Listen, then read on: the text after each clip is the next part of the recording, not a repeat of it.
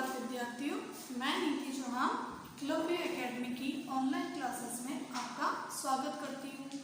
जैसा कि आप सभी को विदित है, हमारा जो प्रथम परत का दौरान कार्य है, हमने जो पहले क्लास ली थी उसके अंदर हमने शुरू कर दिया था। आज हम जो आपका पार्ट 4 है 4th क्लास के अंदर हिंदी की जो आपकी फर्स्ट बुक है, जिसको टेक्स्ट के नाम से आप जानते हैं, उसमें उत्सव की डायरी हम लोग शुरू करने जा रहे हैं। सबसे पहले इस जो अध्याय के अंदर मेन बात क्या दी गई है, क्या क्या बताया गया है, इसमें गांव के बारे में बताया गया है। क्योंकि आजकल के जो लोग हैं वो गांव के अंदर रहना कम पसंद करते हैं, वो शहरों की ओर ज़्यादा रहना पसंद करते हैं, जिससे शहर जो है एक महानगर बनते जा रहे हैं और गांव के अंदर लोगों का रहना कम हो चुका है। गांव के अंदर लोग रहना कम पसंद करते हैं क्योंकि शहर के अंदर उन्हें शहर का जीवन के अंदर जो लग्जरी लाइफ मिलती है, जिसमें लग्जरी का मतलब सारे प्रकार की व्यवस्थाएं उनको मिलती है, उसको देखते हुए लोग गांव के अंदर कम रहना पसंद करते हैं। आइए इस अध्याय के माध्यम से हम पढ़ते हैं क्या है। यस,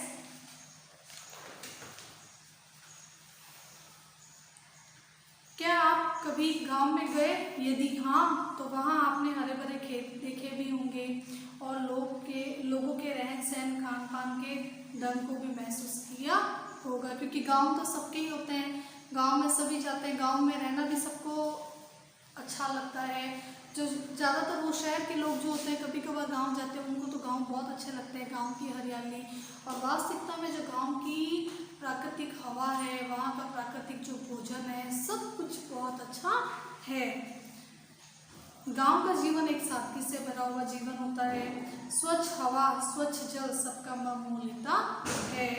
शहर में चाहे कितनी भी सुविधाएं क्यों ना हो, परंतु गांव का जीवन शहर से भी अच्छा है। आप कहेंगे कैसे? तो आप उत्सव की डायरी पढ़कर खुद ही जान लीजिए। आइए हम लोग स्टार्ट करते हैं ये जो डायरी उत्सव की। मेरे पिताजी जब शहर में आए थे तब उनकी उम्र मात्र 10 वर्ष की थी। पिताजी को ध्यान है कि वे दादाजी के साथ एक सरकारी मकान में रहते थे, क्योंकि उसके दादाजी की किस में नौकरी थी? सरकारी में नौकरी थी, इसलिए उनको घर मिला हुआ था रहने के लिए, वहाँ वे लोग रहते थे। दादी जी घर का सारा काम करती थी। दादाजी सुबह 9 बजे ऑफिस चले जाते थे और शाम 5 बजे के बाद घर आते थे। घर में ना तो टीवी था, ना ही फ्रिज था, एक रेडियो था जिसमें कभी समाचार आते तो कभी अच्छे अच्छे गाने आते। पहले ज़माने के अंदर यही होता था, कहाँ टीवी और कहाँ मोबाइल वगैरह होते थे, सिर्फ एक रेडियो होता था जिसके अंदर गाने सुन के लोग उसमें भी बहुत खुश रहते थे। और आज के जनरेशन के अंदर हमें कोई भी चीज़ अगर वो बंद भी हो जाए तो हम लोग एकदम उदास हो जाते हैं, कैसे हो जाते हैं, लेकिन ऐसा कुछ नहीं है। जीवन बड़ा ही सरल है, उसको हम जितना सरल तरीके से जिएंगे उतना ही अच्छा है। जब कोई सगा संबंधी घर आता तो उसे घड़े का पानी दिया जाता। आजकल तो हम लोग फ्रीज, कोल्ड ड्रिंक, यही चलन है। शहर में इतना शोर शराबा नहीं था जितना कि आज गाड़ियों का और बाजार में इतनी भीड़ होती है। पापा को नौकरी करते करते आज 25 साल हो चुके हैं। मैं अभी पढ़ रहा हूँ, दादा दादी का मुझे ध्यान नहीं है। यह सारी जानकारी मुझे पापा ने ही दी है।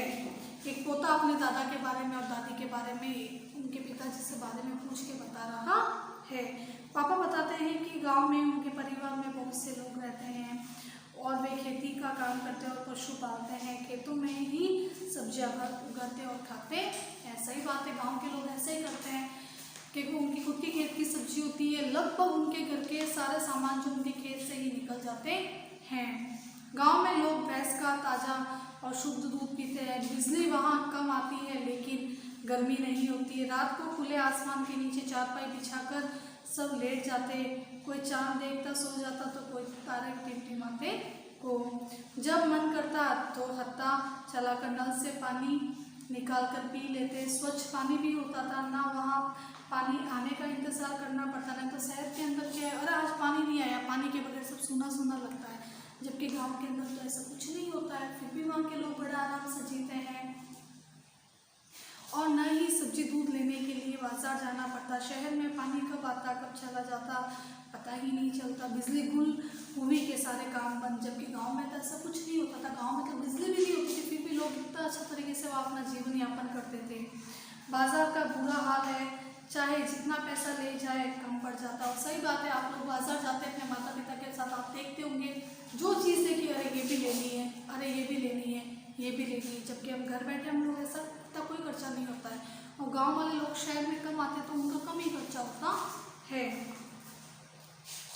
गांव में लोग भले ही कम पढ़े लिखे होते हैं लेकिन समझदार बहुत होते हैं, सब बड़े छोटे का ध्यान रखते हैं। और शहर के अंदर क्या है, इतना शहरी चलन चल चुका है कि बच्चे लोग बड़ों का बिल्कुल रेस्पेक्ट नहीं करते हैं। उनके सामने अगर बड़े खड़े रहेंगे और वो लोग आराम से बैठे रहेंगे, उनमें इतना भी नहीं होता है कि हम लोग बड़ों को बैठने के लिए जगह दें, ऐसा कुछ भी नहीं है। ये सारा चलन खत्म हो चुका है। एक दिन पापा ने कहा बेटा उस सब चलो गांव चले, वहीं रहेंगे। मैंने थोड़ा सोचा कि पढ़ेगा क्या होगा, लेकिन ध्यान आया कि गांव में भी तो अच्छा विद्यालय खुल गया है। मैंने पापा से कह दिया चलो मैं यहाँ से भी अच्छी पढ़ाई करूँगा। कल हम गांव जा रहे हैं, इस खुशी में मेरी नींद उड़ गई है। सुबह जल्दी उठना पड़ेगा इसलिए सोना जरूरी है। अब मैं सोता हूँ, शुभ रात्रि। इस तरीके से ये आपका अध्याय पूरा होता है। आइए हम भाषा की समझ के जो प्रश्न उत्तर है वो करते हैं। बाकी जो प्रश्न उत्तर मैं आपको पीडीएफ के थ्रू भेज दूंगी।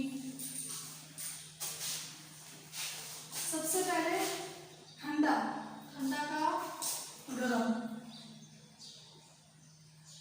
फिर है शोर, शोर का है शांत। फिर है आपका शुद्ध, अशुद्ध।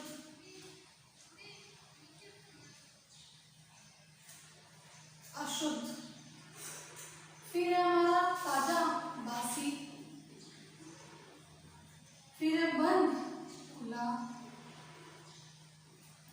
फिर है खुशी, गम। अनैकार्तिक शब्द, यानी पानी को हम किस और नाम से जानते हैं, पर मतलब जैसे विलोम शब्द आप लोग सॉरी पर्यायवाची आप लोगों ने किए ना, वैसे ही है ये। जैसे पानी को नीर, तोय,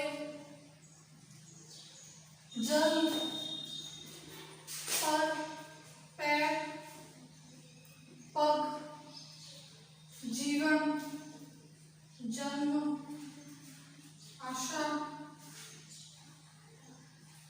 फिर आपका कल, अगला दिन।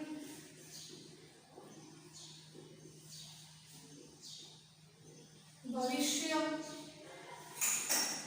फिर है मन, हृदय,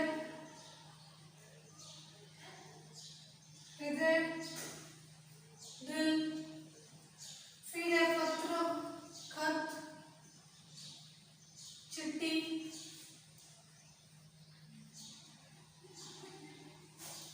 फिर है भाववाचक संज्ञा बनाइए, जैसे नौकर, नौकरी।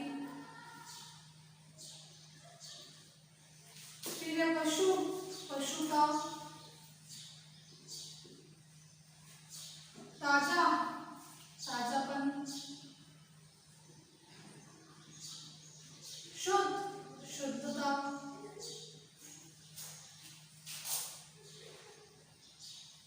फिर है गर्म, गर्माहट।